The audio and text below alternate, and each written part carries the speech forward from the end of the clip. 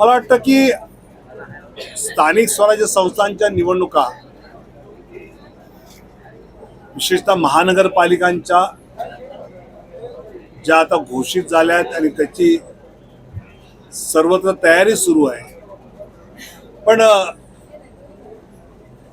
राज्यामध्ये ज्या पक्षाचं सरकार आहे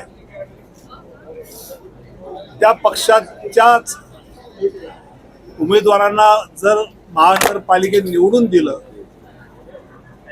तर खऱ्या अर्थाने आपल्या महानगरपालिका हद्दीमध्ये विकासाला अधिक संधी आहे हे सामान्य जनता ओळखते आणि त्यामुळे त्या पद्धतीचं यश हे भारतीय जनता पक्षाबरोबर युती करणारे सगळे पक्ष नक्की मिळवतील हा मला विश्वास आहे. मेगा भरती ठीक आहे, पण प्रज्ञा सातव यांना घेण्याची काय गरज पडली पक्षाला? मला असं वाटतं की ज्यावेळी एखाद्या कार्यकर्त्याला आपल्या कर्तृत्वाला संधी जर भारतीय जनता पक्षामध्ये आहे असं वाटत असेल तर मला असं वाटतं की त्यांचं स्वागत करणं, जर त्यांनी भारतीय जनता पक्षाचा विचार स्वीकारला असेल तर त्याचं स्वागत करणं हे पक्षाचं काम. सर, तुम्ही भाषणात बोलताना असं म्हटलं की तुमचं तिकीट कापल्यानंतर बंडखोरी न करण्याचं बळ तुम्हाला अटलजींपासून जी शिकवण आली त्याच्यातून मिळालं. नेमकं काय ते तिकीट कापल्यानंतरची जी भावनाची तेव्हाची होती ती नेमकी काय होती, ती कशी स्पेसिफाय केली? मला असं वाटतं की ज्यावेळी एखादी गोष्ट पक्ष देत नाही त्यावेळी आपल्याला पक्षाने आतापर्यंत काय काय दिलंय ते जर सहज आठवलं आणि आपण राजकारणात कशासाठी आहोत, तिकिटासाठी आहोत, नगरसेवक आमदार खासदार मंत्री होण्यासाठी आहोत का राजकारणाच्या माध्यमातून समाजकारण करण्यासाठी आहोत याची स्पष्टता राहिली तर मला असं वाटतं या गोष्टी खूपच गौण वाटतात. पहिल्या प्रश्नाशी जोडतो, एक मिनिट रोहने, त्या पहिल्या प्रश्नाशी जोडतो. याच्या आधीचे उत्तर तुम्ही असं म्हटलं की कार्यकर्ते ज्यांना असं वाटतं की आपल्याला आपल्या कर्तृत्वाला योग्य जागा मिळत नाही म्हणून ते पक्ष बदलतात. तुम्ही आता असं म्हटलं की विचारासाठी आपण आहोत की प्रगती करण्यासाठी किंवा स्वतःचं नाव मोठं करण्यासाठी आहोत, याचा कॉन्शियस कॉल घ्यावा लागतो.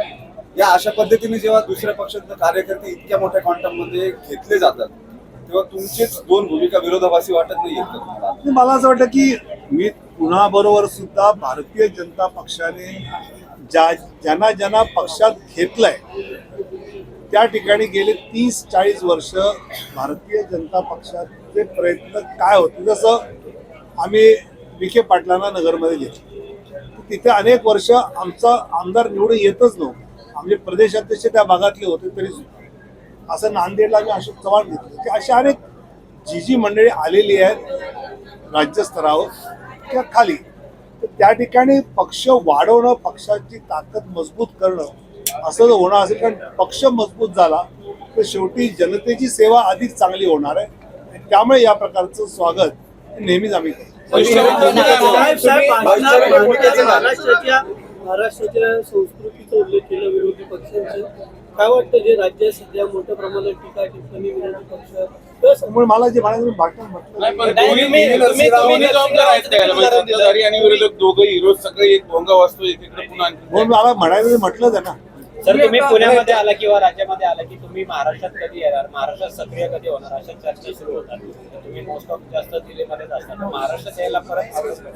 पण महाराष्ट्रातला माणूस वेगवेगळ्या राज्यात जाऊन चांगलं काम करतोय हे बरं वाटतं की नाही? आम्हाला आणखी बरं वाटेल तुम्ही आम्हाला अपेक्षा होती की तुम्ही राष्ट्रीय अध्यक्ष व्हाल पक्षाचे, पण ते काही झालं नाही. महाराष्ट्रात नितीन नवीन सगळे चांगले राष्ट्रीय कार्यकारी अध्यक्ष आम्हाला मिळाले. तुम्ही आता राहुल गांधी आणि अटलजींच्या विरोधी पक्षनेते असतानाच्या काळापासून पण सत्ताधाऱ्यांनी विरोधकांना सन्मान देणं, याच्यातच विरोधक सत्ताधाऱ्यांना सन्मान देतील असं वाटत नाही का?